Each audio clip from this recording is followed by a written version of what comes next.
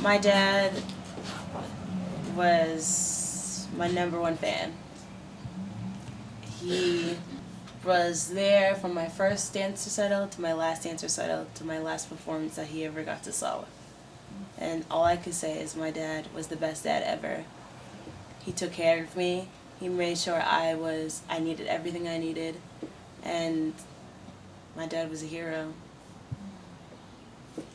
Matt thought his children that What's that? I'm sorry.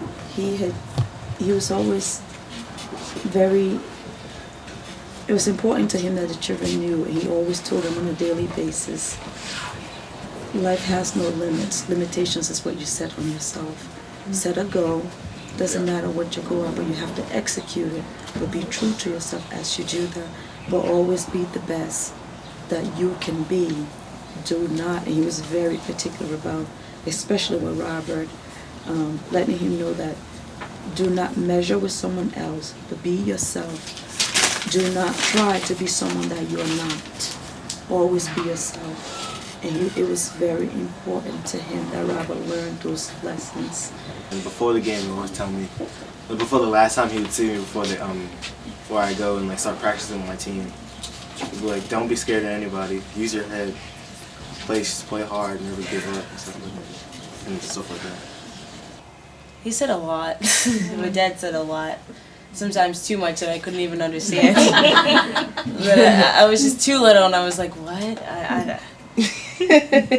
But one thing he said was always that he wanted to take care of the family, and whatever I needed, he was there to give me. Call me if you need anything. Call me if you need anything. That's always what he said. Call me if you need anything. Within our 27 years of marriage and relationship, this is the first time we're ever apart. Yeah. We've never, ever. So we feel that this was one of the fate that God has to kind of get me to where I'm able to survive. Separation. To be separated in the way I you strongly are. believe that. I strongly believe that. I said, thank God. Yeah, and I just said it was his time. The strip was up. It was his time to go.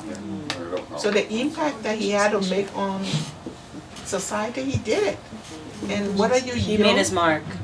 whether My dad you're made his young mark. or you old, sometimes you don't have to be old. And when that time is up, God calls you, and it's time. It was time for him to go. Our hearts hardened, yes. Max, since I met him 20 years ago,